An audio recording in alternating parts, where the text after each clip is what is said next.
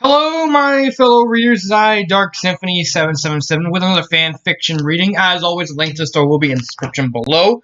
Excuse me. Please like the video, subscribe to the channel, click on that bell for notifications, and leave a comment in the comment section below on your thoughts of the story. So let's get started. I got to be direct by Honey on Toast. This was again another story suggested by Donna Olson. She gave me a lot of Daria stories. A lot of them. I think she gave me like 4 more. Say one. This one. 1, 2, 3, 4. But this one's gonna take a while because I have to watch the episodes. Okay. This is a reading. Let's see. Jane is experimenting with lucid dreaming to expand her opportunities for creativity, but her unconscious seems to be preoccupied with a certain someone. Will Daria figure it out, or will Jane settle with the one-sided love for her best friend? Okay, so it's Yuri. Oh, and it's first person. Okay. So, let's see. Let's get started. I've been staring deadpan at my painting for nearly an hour. For nearly 2 weeks, I've been experimenting. A personal project, so to speak. Let me just actually expand this. Expand long. I decided to start a journal where I record my dreams, so I can use them for inspiration for my work. It'd be my personal equivalent of Carl Jung's Red Book, only not so much writing and more imagery. As of late, my vivid dreams have been taking a toll on my perception of reality. The dreams start out like some psychedelic, surreal Salvador Dali trip, which then slides and crashes into some Zidislar, but Russian. Russian, so hard to say. Beknitsky dystopia is the idea that my vision of the world has been and is still sugar-coated. It is the harsh truth that people have been trying to put a veil on over my eyes and guide me into an alluring hypnosis that's hell-bent on rendering me oblivious and stupid. Well, congratulations, Jane's unconscious. You caught up with the rest of the brain. Maybe next time you can aid me when I'm memorizing for math test. So right now, my thoughts are kind of jumbled. This is definitely not the first painting of the series, and I don't want it to be the last. There's something intriguing and unintentionally. I'm butchering unintentionally. There we go! Unintentionally haunting and sinister about him. I've done a number of them, including a painting with Jesus wearing a balaclava, holding a distressed child and standing in front of a burning building. I remember feeling a particular rise in anger and frustration after waking from that one. I remember the smell of smoke and loud noises. I think there was a riot. My point is that things seemed unfocused. Messages were going crazy in my head once I started recording. What I could decipher from them anyway, they came out faster than I could write them down. That was a particular discipline I had to set for myself, which was waking up in the middle of the night so I could take notes before it escaped my memory. Recently, I noticed a pattern. My mind seems to finally settle on a particular theme, and I've been perplexed about it for my last few paintings. There's a recurring use of hues, always blacks, greens, and reds. The appearance of these works are always sharp and deliver a blunt contrast. At first, I was worried I was stumbling into abstract territory, because it almost looked like I had artist block, just squares and scratches of paint on the canvas. And I started to form something like cubist paintings. I'm not a fan of that style, but it's just what seems to work. Reds seem to be isolated, locked away, or just absorbed or conquered by black. Green seems to be overwhelming in the pictures. I wonder if that's of some significance. My ears pick up a distinctive sound. Footsteps coming towards my room. Without tearing my stare away from the canvas, I call clearly, "Come in, Daria."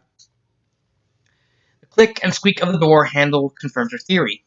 There's something intimidating about how you automatically know it's me. Shot that monotone from the doorway. Although some people may find the nature of her tedious speech aware in their patience, I find an oddly assuring vibe about it. Can I not give a warning next time and just abruptly drop on you like a stealth ninja? Why not? Having you deliver me from such a mundane existence would be an act of mercy. I can't help but have my lips curl in a small smile of amusement. So, has your style gone completely Rotho slash Picasso? Or is there still ounce of Jane Lane somewhere in there? She verbally pokes, wandering over to the piece in the progress. I don't know if it's really.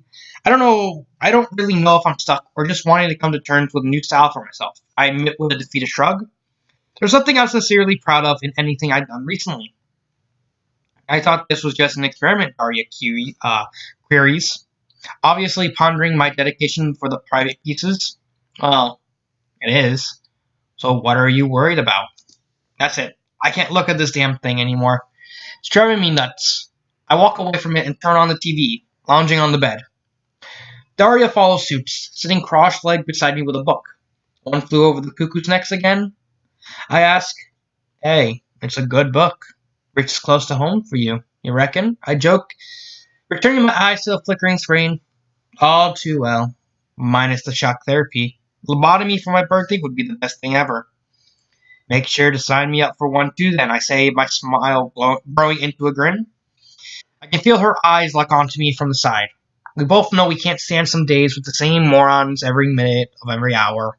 Being in each other's company, even if for the sheer silence or the pizza, feels like a form of relief. We both tire so much and so often. We're each other's therapy when things don't go quite right. Right now, it kind of feels that way for us both. That's how long that persistent silence lasts that begs for questions. We hide little from each other. Speaking of pizza, have you ever experienced lucid dreaming? Daria asked, muffled by the mouthful of cheese and pepperoni. There's a hint of genuine curiosity in her voice. I did last night. Something I'd be expecting. People said I would be experiencing it at some point through these paintings. So what did you do? What happened? I can't give you the skinny of it just yet, I reply hesitantly. Skinny? She delivers, puzzled. In other words, I don't think I can tell you. She's taken aback by that, but then shrugs dismissively. What would she think if I told her? I mean, that's what this painting was about. On my canvas are two distinct figures, painted in white and a bed of black, merging with etches and cloudy smears of dark green and red. Instead of them being separate, according to my consecutive nature of the last painting, the colors intermix within the dark. Unlike the previous works, there's an oddly intimate feel about it. It's warm. Despite the hard colors, and I now just keep furthering my attention to the two figures, who appear to be floating or descending in a large space, one reaching for the other, as they apparently fall. My heart starts racing, thinking that even if I refrain from explicitly telling Daria about my dream, she'd be able to tell the story for my painting in a second. Perhaps if I play dumb, she'll overlook it and forget about it. What do you plan on doing with these paintings? Daria's voices arise from the silence quite sharply. Do with them? I asked stupidly. Are they going to be in a portfolio, or is it intended to be kept private? I haven't really decided. I like to exhibit them, I guess. I'm just thinking you should be careful about how personal you make these. Well, I don't have to tell people the full or real reason for them. A few of my favorite artists got some of the most successful pieces from nightmares and times that really tested them. That's actually true.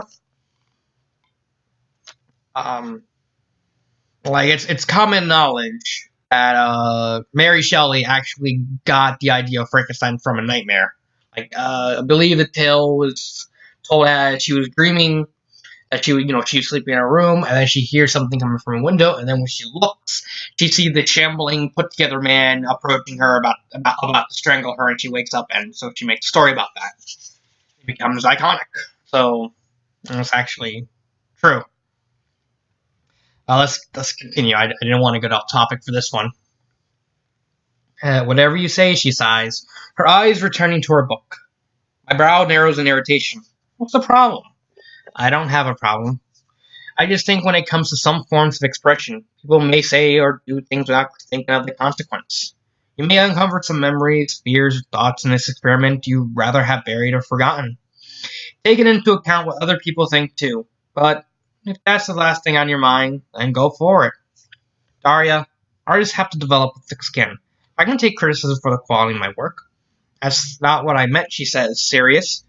My heart skips a beat at that, and I go quiet. She sighs, flicking her hair back. Brushing strands from her eyes, and puts down her book. Walking over to the painting, instinctively, for whatever reason, I stand in front of the painting, arms stretched out. Jane, what are you doing? Can't see it yet. She raises a brow at me. A rare sight. I can't make my point till I see it. It's nearly finished, I stutter, desperation in my voice. What is wrong with me? I can step outside myself for a moment to observe my actions. I kick myself or push myself across the room, far out of the way. However, Daria takes a step back, her eyes darting about at my reactions, and turns back to the bed. If I'm being intrusive to your work and interfering, I can leave. Wait, no, I know full well that I'm not acting like myself. What do I care if people see my work? But this isn't just any painting, and this is just any person. It's my best friends. Daria's. Give me a few minutes and I'll show it to you. She stares down at me with that casual, disinterested but not empty expression. Well, okay. Daria distracts herself by finishing off the rest of her book. I can feel her occasional gaze in my direction. She could feel that I was nervous. The atmosphere was tense and tight in the room, like I was being strangled and Daria was the one doing it. I could just say no to her, but there's determination in me to want to show her. Because I think the image will be more clear than my words? What was I even going to say? And what was I even trying to say? After a painstaking 50 minutes, I throw my paintbrush carelessly into the tub of water, high-pitched tink signifying my finish. I look it over. Now I feel I'm waiting execution. Done, I mumble, and stand clear away from it to show her, arms folded, looking to the side, like it's nothing. Alright, Miss Lane, keep telling yourself. Just chill. Lingering suspense, the weight in my chest and stomach dissipate, crumble, and reassemble into a straining clump in my throat, so I can't speak. My friend pushes herself off the bed and walks over. She squints her eyes for a moment and studies the picture. I'm drowning, she says presently. Yep.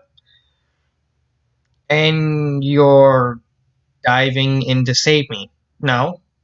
No. I'm joining you, I mutter, trying to find my confidence again. This information is a little surprising to her, but she continues. I notice the use of colors is totally different. Instead of being blocked and intensely contrasting, they're intertwined and blended. Maybe I worry too much about this too much. Maybe she won't pick up on it. What's your diagnosis, Miss Dr. Morgendorfer? I finally admit, uplifting myself and the general mood a tad.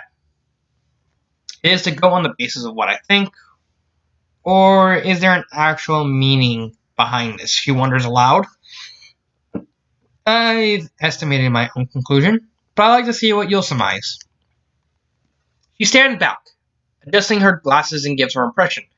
From what I gathered, this particular art has a certain importance to it, distinguished by its visual deviance from the previous paintings and the emotional investment that was implied by your reaction quarter of an hour prior to me observing it. From what I can tell, it communicates a sense of desperation seated in our friendship.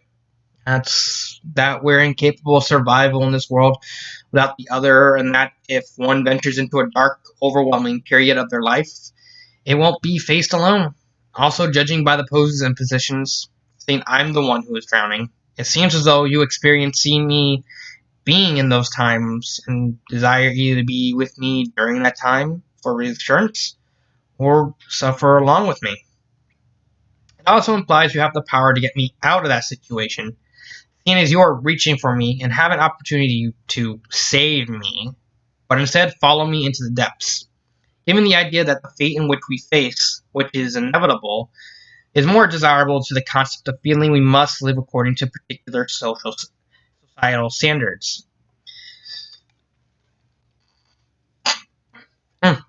Sorry, something in my throat. I smiled wildly at that analysis, it being probably a lot more understanding than I anticipated. Certainly being more observant than other forms of criticism and praise I received from teachers. It's pretty much... I have one more theory, she states firmly. Oh, that being that you're trying to reach for me, but cannot. Instead, you're in a form of limbo. constantly trying and putting your efforts into something that ultimately won't guarantee you any reward. That you're trying to tell me something. Your words either fall on deaf ears, or you cannot communicate what you're trying to do. Despite the scenario threatening to drag the both of us into a pressurized, harsh situation, my smile vanishes and my heart plummets deep into my stomach. How the hell did she piece together something like that? Am I that obvious? I gulp a little and look away, seeing my death sentence has been given the green flag. Her voice appears oddly soft now, still carrying the traditional monotone as she turns her head to look at me. Are you trying to tell me something? I wander slowly back to the bed and sit down, staring at the box of half-eaten pizza. Way to go, making things goddamn awkward, Jane Lane. Why can't you just shut these feelings out and walk on? What are you expecting out of this anyway? Come on, Jane. You can tell me. She's come over to me now. My head is in my hands and I stare at her boots.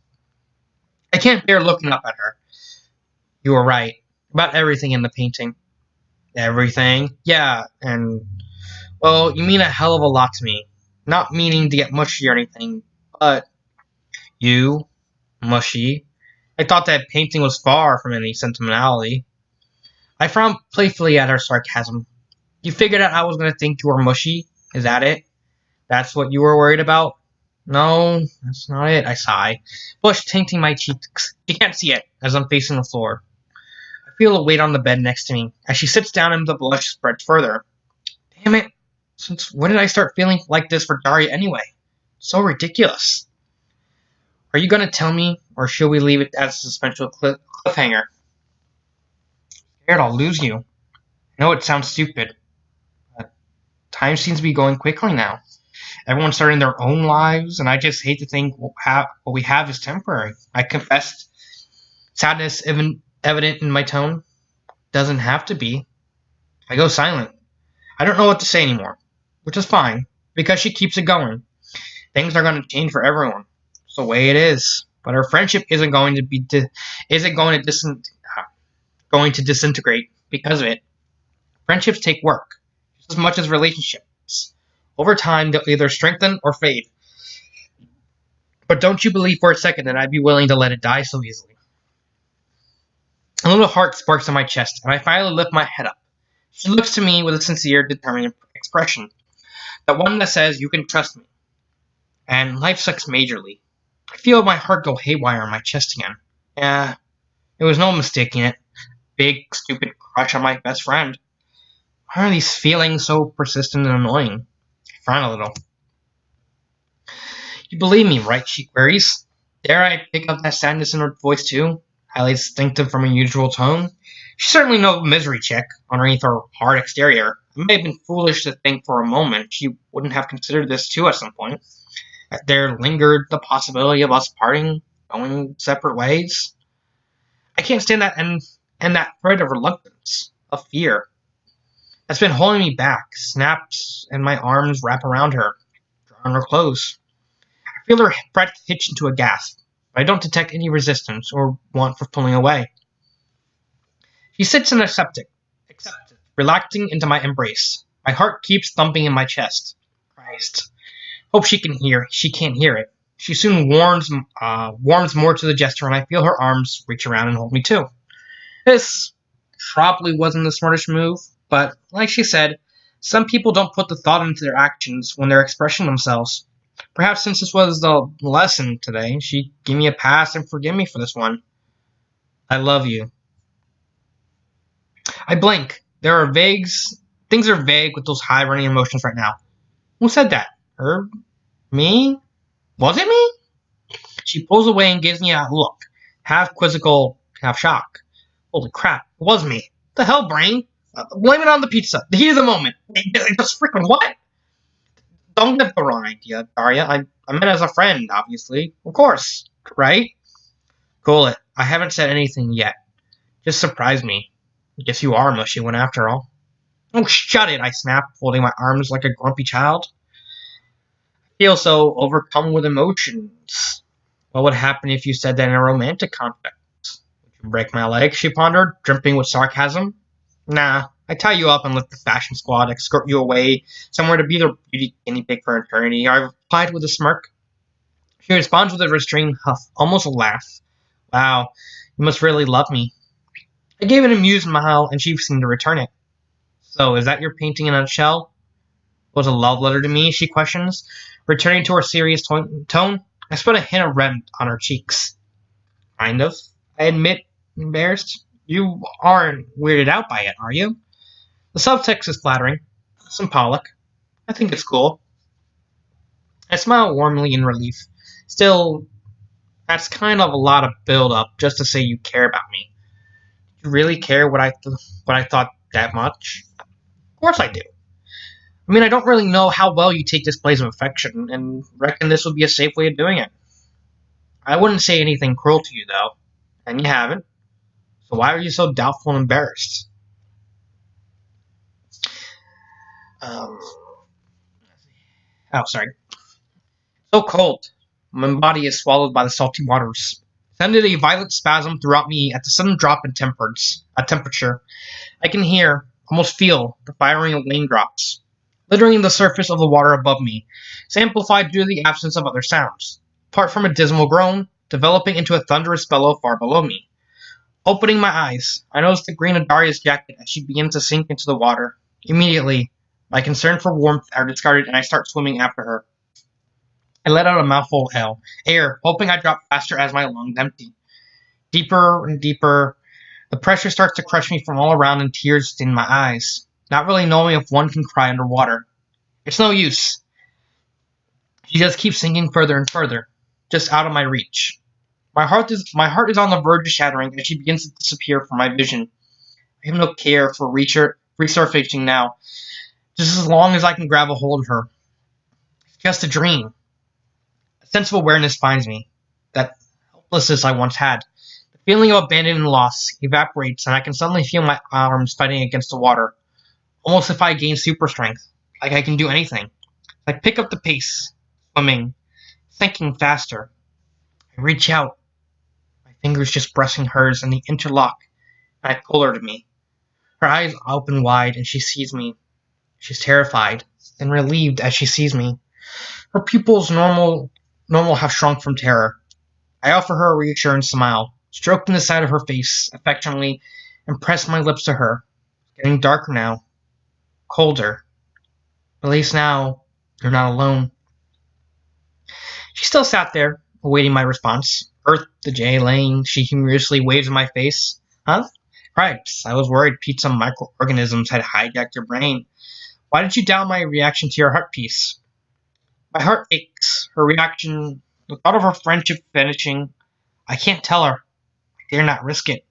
No reason, I mumble. So one from Jane to Daria. That's actually kind of cool. Switching point of views. That's okay. Let me try and do Daria now. Since that particular evening with Jane during the weekend, there's been a noticeable sense of difference detected between me and her. Though it was an odd occasion for us to show genuine emotions, even in regards to considering the personal well-being of one another. I can't help but feel that since then, there's a tension that's keeping us at bay from pursuing on our lives as normal. Not only that, that barrier being wedged between our ability to communicate is growing thicker and thicker. I can't recall a single instance where I heard him. Okay, so where was I? Sorry, I had to do something for my mom. Let's see, where was I? There's a tension that keeping us at bay from pursuing on with our lives as normal. Not only that, but that barrier being wedged between our ability to communicate is growing thicker and thicker. I can't recall a single instance where I heard her voice at all this week. Then there's this silence that we're comfortable with in each other's presence, where one or both individuals is engaged in work or an activity that's helping them be relieved of some form of stress or conflicting emotions. We understand that we need for space and we respect it. This silence right now is nothing like that. It's been going on too long. As I stop at my locker, and after having walked all the way to school with her, I notice her just continue walking on towards class. Usually she wait up. Usually she talk. What's happened between us? Did I say something wrong? Did I do something? Good morning, Daria, cooes a sweet voice. Oh, hi, Jody, I greet. Sorting through my textbooks, I'm handing out a form right now for fellow students. It's nothing big, just feedback about our current facilities in our school and how you reach each class quality out of 10. By the grade A qualities of facilities, are you talking about the apparent crater in the gym that's turning into a soul-consuming chasm? Or the ceiling tiles hanging in the lunchroom that are waiting to drop fatally onto the next victim? I offered nonchalantly. She's used to this by now, twisting her face slightly and shaking her head. If we were both telepathic, my skull would be inflated with her tss. At least she gets what I'm saying, unlike some airheads around here. She hands me a form. I hope you find the time to fill this out today, she said with tired optimism. No problem. Thanks. Thanks. Hey, where's Jane? I want to give her one too. You'll have to go on a lane expedition. Probably have to hunt her out of the decaying walls of this place. Please don't tell me you had a fight. I shut the door to my locker and walked with her. Our connection has been dead for days. I don't understand what I could have said or done, but no, there was no fight between us. Well, that's a relief, she smiles, brushing from her shoulder some of the apparent falling pieces of plaster from the ceiling. You're right, Daria. This place is crumbling like a cookie. Who am I kidding with all these damn forms? We even had a big talk before this all happened. I said before how she had this aura of confidence that I admire.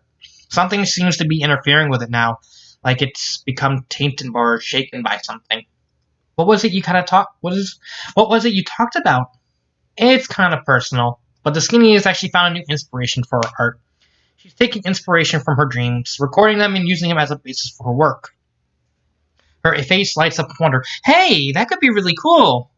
Yeah, not a bad idea. The only problem is that through this, I think she's starting to come to terms with some unconscious messages.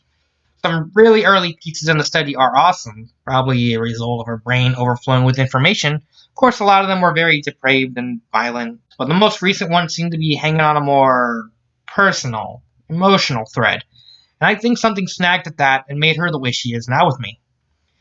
My guess is that through her art, as she described it to me, at some point, like meditating, she managed to still the noise in her mind. She could be figuring out something about herself. You may just need to give her time. I just gave out a long sigh. I hope I don't start talking to myself again, like when Jane took up running. Skinny? Don't ask. Hard to focus, when I can feel the stares of Mr. Foe and Daria burn into my back. I've already made my point. I'm trying to zone out by putting on my headphones. It's a pain when people try to engage in conversation after me. Once I get into the mood and flow in my heart, it feels like meditation. You're in a void and you're the creator, bringing something raw and enlightening into existence. Maybe it makes people think. Maybe it makes people gag. It exists for a reason. You can't argue with that. Today's work is spontaneous, which is nice. Just so we have something to show at the end of the lesson, I promised the teacher to show a sample of my work and the ideas I've been working on. Eventually, the pairs of eyes get the grift, and enough consideration not to bug me. Daria is beside me, also with an easel painting. Her movements are restricted, soft, confident, and carefree. Me, I feel like a corpse going into the stages of rigor mortis. It was the worst. Not artist block. I growl quietly to myself and put down my brushes. They won't do it. Right now I'm working on a stormy sky. I hate stuff like that. But hey, it's called layering. I'm gonna keep building on it. Figured I'll use my fingers, my nails, something to scratch. Everyone has the intention to make their artwork as pretty as possible in this room, but no way is that my agenda. My art right now is about expression, in particular my dreams. And no way, those have either been pleasant or pretty. What's that saying, Mr. Nietzschitz? That's when you gaze long enough into the abyss, that the abyss will stare into you. Well, there's certainly no abyss. It's enormous, dense, black fog, scented gasoline wafting through it. If I squint, I can make out squiggly, almost non-existent threads in it, of red and green. That damn significance. I knew what it represents by now. I walk through it. No side of the surface I'm walking on. I'm blind. It's a guess. I could trip and fall at any moment. The fog washes out in force in my face, as there is an impending revelation before me. It appears to be an eye, the scala a red, irritated red, and the iris a blunt and blue. Blinks in me, the spherical monstrosity, and further detected movement beneath me startled me, like something is slithering at my feet. Like lizards or snakes. Pupil shrinks, and it floats upward. I don't know what it means, but I no longer want to put up with the chilling anticipation of what this thing could do to me. During a run, I hear a crack, like out of a whip, and a suction, drawing me back. Fog clears and reveals empty blackness. I look behind me, still running and seeing the hypnotic clouds of fog disappear into an infinite streaming tunnel, the eye resuming its hard stare at me. It's just a dream. My fists feel like concrete and my chest a rush, filled with adrenaline. I turn with a smirk and allow for the creature to reel me into the tunnel. Something I loved about these lucid dreams. You can do anything. Suddenly, I'm strapped with some sort of black body armor, and out of nowhere, I trot a katana. So awesome. And the pupil of that creep shrinks and my blades pierces right through it. A bullseye. The entirety of the tunnel dissipates from existence, and I'm left with the eye, left on the ground, like a beach jellyfish. For sheer amusement, I poke it with the katana. What's next? Ouch. What voice? Out from the slime stands a girl with long, chestnut hair, brushing off her skirt and kicking the fragments of jelly from her boots. She cleans the lenses in her frames and looks at me. Hey, Daria. Of course I'm not Daria. What figment of your imagination? It's an animated image in your unconscious. Well, yeah, I gathered. I said, bully, not amused by a matter-of-fact statement. Why have you been running away from me? Because I can't bear the inevitable, which is I can't stand the idea of telling you my feelings. I think it just drives us apart. Right? I didn't ask to feel like this, Daria. I'm not happy with the situation at all. It sucks. I wish you would leave, and I wish you would die. I was happy with you as my friend. I was happy knowing I didn't have to care so much. Why do I care now? What's the deal? I verbally lash out. I'm not really sure why. I know she's not really there, so there's no consequences of what I say. So, you do love me. Of course I love you. I mean, my hands tremble with self-hatred, rage, and I sigh, my arms going limp. You're afraid of me knowing your feelings. Technically, I realize I'm just talking to myself at this point. Just with Daria's voice being on the other end. I feel like I need to reside somewhere in the book she was reading on my bed the other day. Not in a straitjacket. Maybe just a pastel. Not like her bedroom. God damn it! Yeah, I'm afraid. I respond spitefully. Daria steps over to me. Jane, the worst that could happen is me saying I don't feel the same way. I don't have any disdain for gay people, so we still have a chance for being friends. I'm not gay, I shout. Miss Lane, said Miss Defoe, gently shaking my shoulder. I jump, startled by the contact. I then realize everyone's staring at me. I turn and look at my work. It looks a little like the logo from Sick Sad World. At least the swirl of clouds does. White figure me, stabbing through the giant eye, limp on the ground. Scratches of red paint, almost to resemble blood, made everywhere on the picture. Like I was half attempting to destroy it. My heart is still leaping in my throat. Oh, I zoned out too much. You alright, Miss Lane? She asked. Her mood and tone indicating wanting to usher me away somewhere to talk. I don't want to talk to anyone. I feel myself shaking a little from the adrenaline in my dream recollection. I walk out the room. I hear Daria calling out to me before I close the door behind me. As the paint temporarily bleeds in the hot water, getting washed off, the moment it gives me time to recollect myself. Perhaps I have made this too personal. I am Daria and her logic. Where did these thoughts and feelings even come from? None of this occurred to me before the stupid experiment. I brought the clutter of my brain to a standstill, and now all I can hear are these questions. Daria feel the same? Would we have a chance? Would I be pushing her away? Shut up! There's been no clear indication until now that I had feelings for her. Was I just stupid or blind? Oh, hi, Jane! I cringed in response to the squeaky projection of idiocy coming from behind me. Brittany, I acknowledged with a small grunt.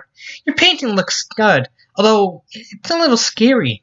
Yeah. As is the case with almost all my paintings, I shrug, drying my hands. No, I mean, when you were in there just now, usually you look pretty I don't know.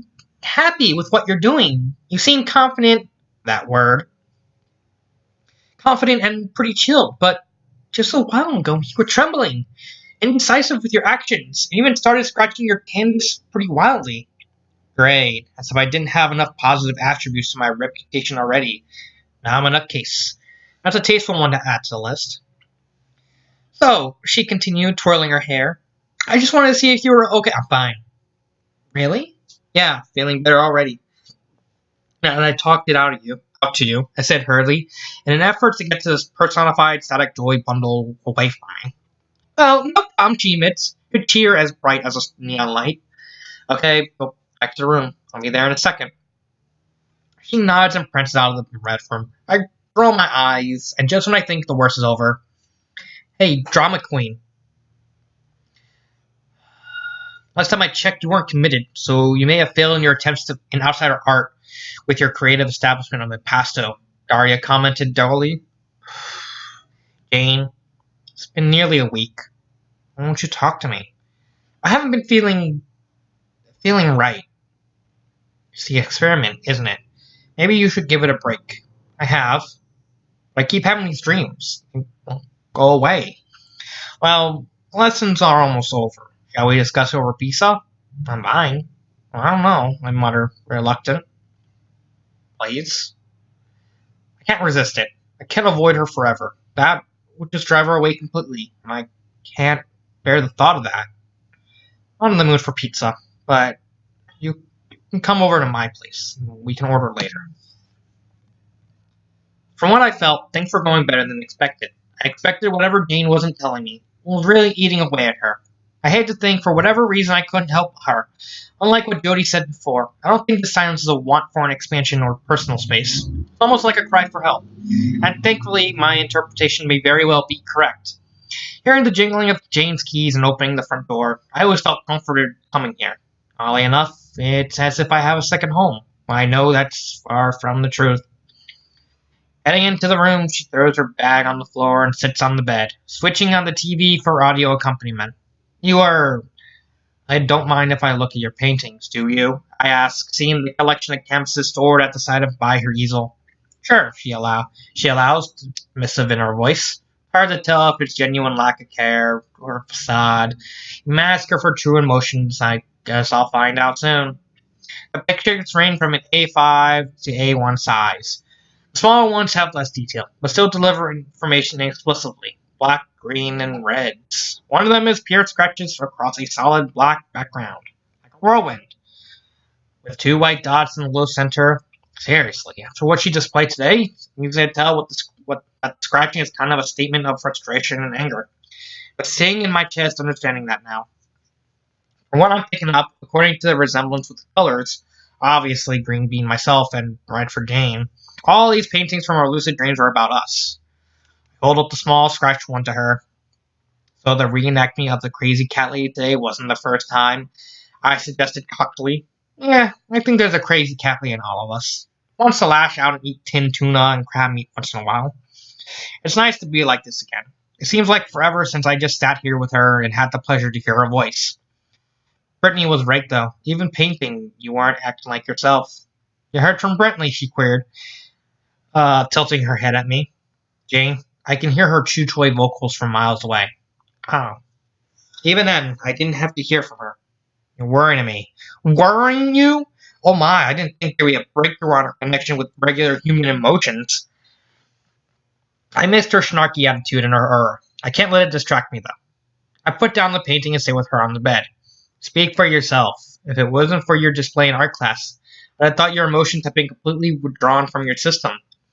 She looks at me sternly. Well, I can tell you, my emotions are functioning pretty okie-dokie right now. Maybe so, but they're being ignited so easily. You seem on edge. God, Daria, can I not experience some sort of humanity without you judging me? She bites. It's pissing me off. I'm not judging you, Jane. I want to know what's bothering you. Ever since you showed me that painting, I've been feeling a distance between us. Did I say something I shouldn't have? Did I do anything? No, you didn't. Then why have you been avoiding me? It gives me the idea that I hurt you, and you know that's the last thing I ever want to do. Her tone abruptly softens. Her fierce face has been broken down. No. Jane looks away. A dim mood printed on her face. She hugs her knees, staring at the screen. I just want you to understand that. Everything is so loud right now. I guess after silencing my head, what's left to actually listen to is amplified. All that there is and all I could think about. I wanted to leave and I tried to distract myself to cluster my head up and down to drown it out. But now I know it's there. I can't ignore it. I listen closely. She's not crying, but her voice is croaky, quiet. I reach to rub her back soothingly. She offers me a tiny pained smile. Her eyes are just orb cages to a misery festering deep within her. Tell me when you're ready, whatever it is. Even if you think it's significant or not worth my while, you're my friend, and I'm listening, I say calmly. She nods and turns her head away back to the screen. Both her visions fixate on the box with flickering colors and noises. I think maybe that without directly looking at her, it'll make things easier for her to say. Maybe that's what she's thinking. I love you. I love you, I say casually. Last time I made a big deal out of it. I confirmed that the expression was not like that, but this time it is. I figured if I'm saying it now, lessen the blow. That's my theory anyway. Only now it is meant to be in a romantic subtext. And this is how I do it. Confessing to her amidst watching TV. And I charm her.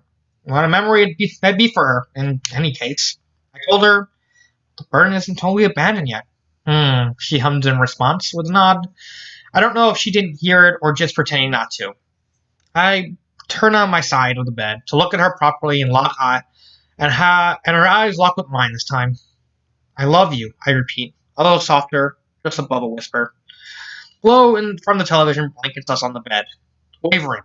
Right now, all I'm doing is observing her usual nonchalant expression. Any indication of for disgust, panic, hate seems clear for now. Maybe she's not sure if she heard me right. Not like the way I said it can be interpreted as a joke, and I hadn't said it in an over-the-top way either. It was deadpan, to the point. Okay, it's confirmed now, I think. My best friend has been struggling with her sexuality and a romantic attachment to me. For once, I don't even know if I can reply to that. She seemed serious. Is she? Is she really in love with me? It's not a possibility I even considered. Never occurred to me. For the time we'd known each other, we only had interest in guys, so is she bi? Is a one-off? Where did this come from? Were the guys she was with a cover-up of her identity, or even a way to get my attention? Why do I say this? Or why? Good job, brain. Don't forget to breathe in and out. Sleep. Eat. My directness and bluntness obviously catches her off guard. It's a neutral response. A question, I find. Well, I feel we have a good connection. Is there something that clicks with us? It feels right.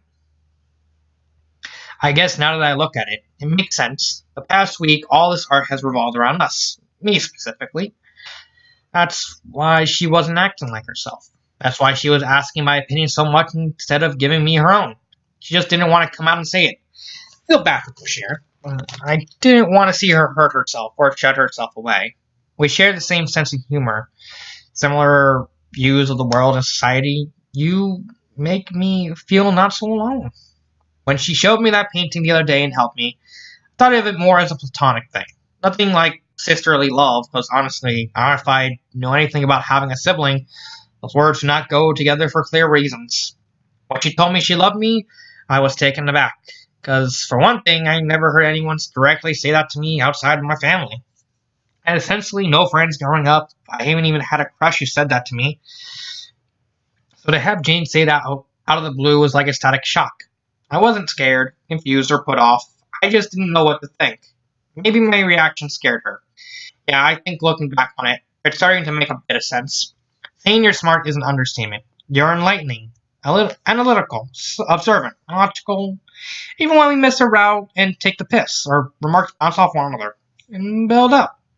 Like we're telling some twisted story of our own lives. Some silly documentary of ourselves in everyday suburban Longdale High experience. Survival of the fittest among the thickest. Fun. I find it hard. It's hard to find someone like. It's hard to find anyone like that can actually even understand that. There are times when I'm with Jane, and I wouldn't say it's like I'm talking to a mirror, because we're not that identical according to our traits, but it feels almost like that kind of person I've been wanting to be with for so long. There's life and spark in our bond, unlike anything either of us have anybody else. That question is, do I really consider her to be that person? I don't even know how I'd be dating another girl. I've been gazing at Daria for so long. I think I can see the cogs and other pieces of machinery functioning in that head of hers. She's processing. Don't panic. Just shut up and give her room and time. You told her why you like her. Don't overdo it. I roll onto my back again and look at the TV. There's a lightness I feel deep inside of me. There's that burden thrown off the donkey's back. It feels good, but I don't know whether that's a false sense of security. I've yet to hear her response from her. Meet the cannibal with a heart, quick, before he eats it. Next on Sick Sad World. I'm pretty sure we've seen this one before, I mumbled. Damn repeats. How long have you felt this way about me? I finally hear, a voice a little shaky.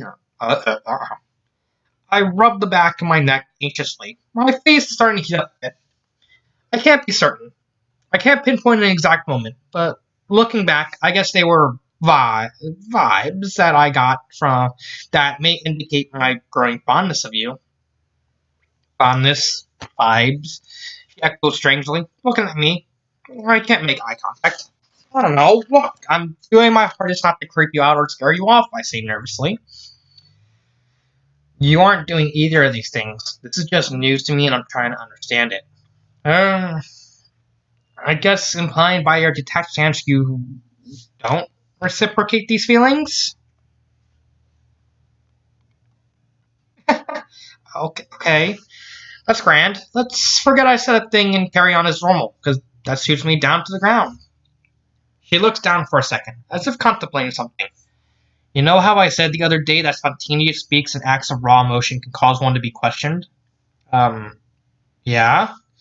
Well, don't question me on this. Before I can respond, I feel the warmth of her hand on my cheek, as she leans in and kisses me. A quick peck, but feeling the unreal sensation of her soft lips on mine is all it takes to send a bolt of electricity through me. She pulls away. The velvety touch of her hand remains on my cheek, sliding off to mere fingertips and then gone. Face on fire. And our own cheeks are tainted a rich crimson red. An act on a whim seemed appropriate to demonstrate my own uncertainty of my feelings in the situation, or at least assert her that even I can be awkward doofus when it comes to displaying such feelings. Looking at her now, she seems absolutely stupefied. Oh God, what have I done? I haven't killed off any brain cells, have I? Please don't go in a vegetative state, Jane. Daria, she finally responds, a delicate whisper. Hearing my own name for him like that makes my stomach tie itself in a knot. I just wanted you to know. I'm not opposed to the idea of giving us a chance, I managed. Very smooth, Morgendorfer. The last thing I want is for there to be any kind of tension or break with us. You're the only friend I ever had, Jean. I sure as heck would have been able to get through high school without you. Her dumbfoundedness is thankfully temporary, and I'm relieved to see my friend mirror my own interpretation of the Mona Lisa smile. Well, Private Morgendorfer, it's an honor to stick alongside you on this treacherous, mind-numbing journey, she says, her voice laden with thick conceit. That's enough to soften the whole mood. The atmosphere of hanging dread was killing me. Now, on a more serious note, Private Benjamin, what shall we do with this information? Daria, it's up to you. You're straight, or just not into me and not wanting things to change. I completely understand. This is something I felt I had to say in order to placate my mentality. Just sorry that you ended up being the core subject during my experiment. Jane jolts out, plainly. It's not your fault. You didn't even realize it beforehand, I console. She nods. I shuffle myself up to lay beside her more closely as we watch TV. Besides, I'm not in a position to clarify to you that your feelings for me are non-reciprocated. Her eyes widen a little and she turns her head to look at me. I can see hope dancing in her eyes. I mean, I often wondered why I get jealous at the drop of a hat. The moment another living, thinking, breathing creature interacts with you. During your running on the track team, I don't know what came over me. I just used to think that, of course I get mad. You're my only friend. So it's understandable that I get sensitive when another person interferes with our routine. I treated everybody and everything as a threat to the stability of a relationship. It was because I just wanted you for myself. I was being selfish. Yeah, you do suck at hiding your jealousy, she smirks, blushing lightly at her admittance to a possessive nature. Thanks, Elaine Thompson. Next time I want to address my errors, I can just scratch it onto a canvas, like a feral animal. She chuckles softly and sighs in contentment. As do I. Things finally feel as they should again. Carefree. As her eyeballs hooked on the project as subliminal messaging on a noise box, I feel a weight of heat consume my face as I feel Jane's fingers intertwine with mine. Squeeze her hand, returning lightly. Seems as I've exercised a rancid spirit from my cranium, and Jane Lane is free once again to live as the cynical artist she once was. I can literally feel that aura radiating from me again. I feel bold and adventurous. But I know it's sure as heck to go easy on Daria. If things don't work out, we'll be alright. We'll still be freaking friends, damn it. Can't take this a second longer. I throw my arm around her shoulder, bring up her chin with my other hand, and press my lips to her. A spark I felt from before is addictive, and the minor jolt of surprise from her. I know she can feel it too. Our lips brush together softly, tenderly, and my stomach does backflips, feeling her fingers run through my raven locks with ease. Both hands clasp behind my head softly, keeping me close, and jettisonly, I lick along her smooth lips. This results in her withdrawing from me in shock. She is not wiping her mouth in disgust, rather covering with a fist in surprise. Her face a stark, peachy glow. She frowns at me, and I return her a roguish grin, cocking an eyebrow and my head painfully. For a moment, she looks to the side, the cogs in her brain at work, until she scoots back over, nuzzling into me. My arm drapes around her in a loose embrace, and I chuckle to myself. This impish behavior isn't going to be a thing, is it? She mumbles enthusiastically. Oh, now you noticed? Boy, you must have been asleep through half our friendship, Daria. I suppose you literally being asleep for an estimated half, she verbally prodded. Hey, you're just easily worried by a 24/7, highly stimulated, imaginative mindset. By highly stimulated, you mean the pizzas, candy packs, and ultra cola you stack up on in your daily diet? Daria, we're teenagers. We need junk food to process and live through its experience during school hours. Jane. Daria, standing on my neck. I learned from last time that I stayed over at Jane's to come prepared for clothing. Be caught dead wearing her grandmother's nightie. Again. Stuff up on pepperoni pizza, the rich, cheesy scent shared the warm, sickly, and stale by the morning. I turned off the light. This time, I shared the bed with Jane. Figures I go turn off the light. Now I can't see a thing. Marco, the Wonder Woman calls to me, no doubt a stupid smirk on her face. I wonder aimlessly. Polo, I reply. Marco! Oh, ow! My face contorts with annoyance. I can hear her snickering. I get on the bed, tugging the duvet over myself, facing away from her. Good luck, Sherlock. Hope there's no serious damage. I stub my toe on your damn easel, I report, grumpy, my big toe throbbing. Her arms wrap around me from behind, pulling me in a tight hug, resulting in my face cooking for the dozenth time this evening. I'm pretty sure my easel didn't appreciate you kicking it. Well, screw you, I bite, still blushing. Once her self-amusement packs in, the serenity of the night starts to lull me into relaxation, accompanied by the rhythmic clock ticking. How she doesn't hear that thing is beyond me. Not that it bothers me. I love you, she whispers into my ear, so quiet I can feel my heart thumping in my chest. I love you too. I find myself in bed somehow with a boa constrictor. Her eyes tighten around me, snugly, and she pronounces an affectionate squeak as she buries her face on my shoulder. My hands rest upon hers, lapped around my belly, and I feel myself drift off to sleep. I feel my back collide with an icy fluid surface. I break through and feel myself captive, sealed. It's thin, yet thick. I'm strong, yet weak. Eventually, I feel the air escape my lungs, and I feel myself falling slowly. I can see numerous protrusions of light blinking and glaring at me from above. With pellets of rain causing a series of ripples to disrupt the stillness, it's quiet to regain. I'm sinking more and more, and I can feel myself sear right through my being and the darkness swarm around me. I'm not afraid of it. I like it. I'd rather be down here, where it's quiet, calm, and no one can find me here. My eyes close if I find myself falling into a deep sleep. As I descend, I feel motion among the water, and suddenly, my eyes open to find James. She pulls me into an embrace, and I can feel what's left of her personal warmth. She caresses my cheek and then captures my lip with hers. We'll fall down in the darkness together.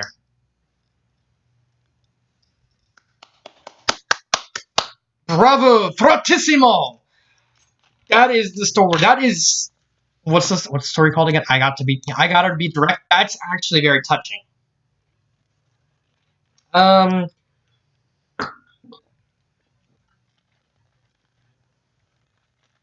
would I rate this?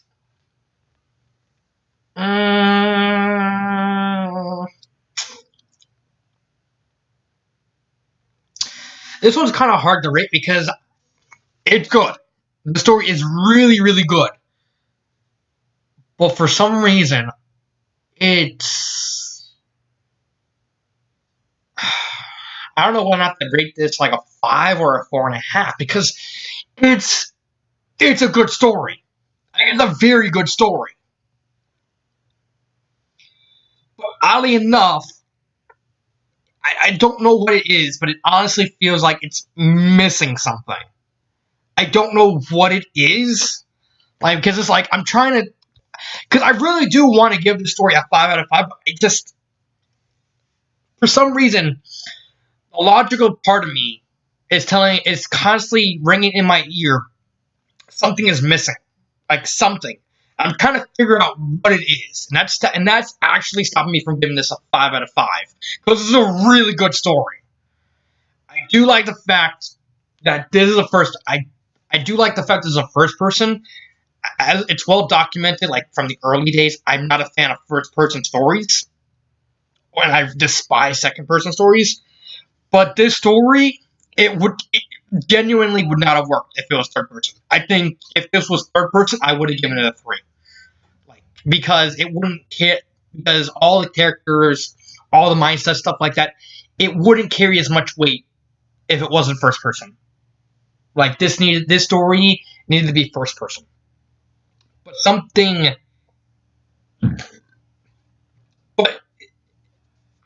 I genuinely don't know what, but something is missing.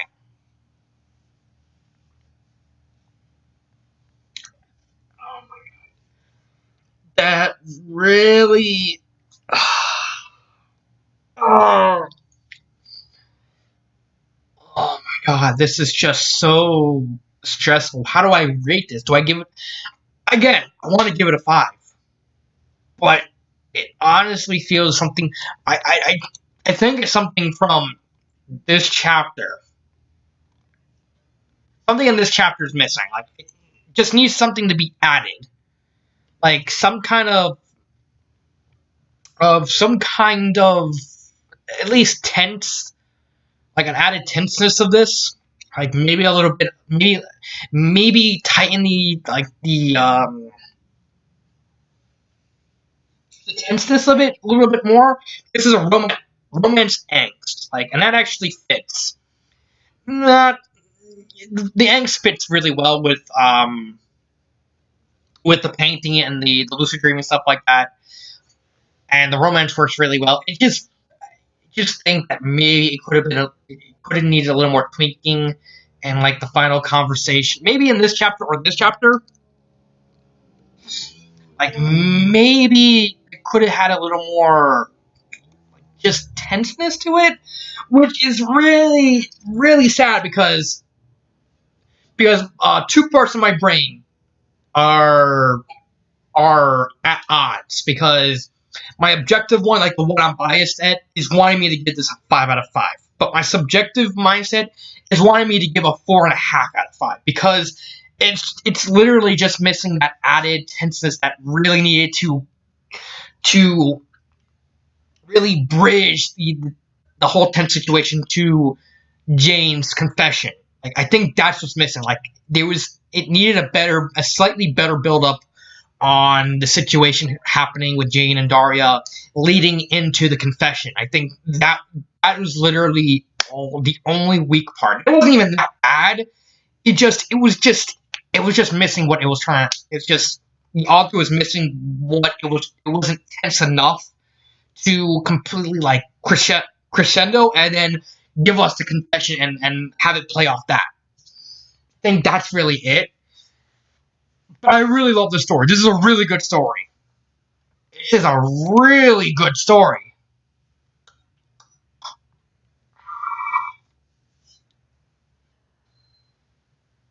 I have to give it a 4.5.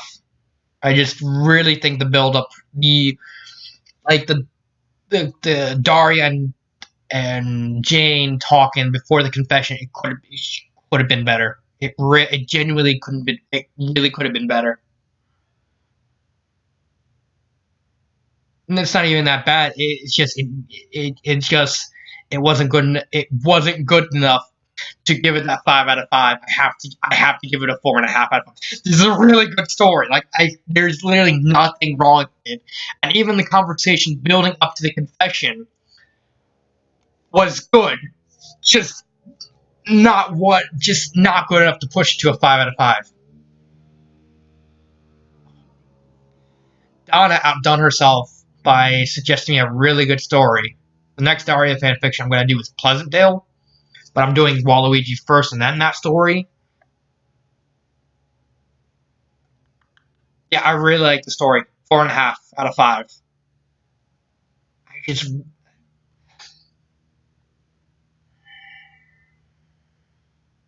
I really love the story. So, 4.5 out of 5. Really close.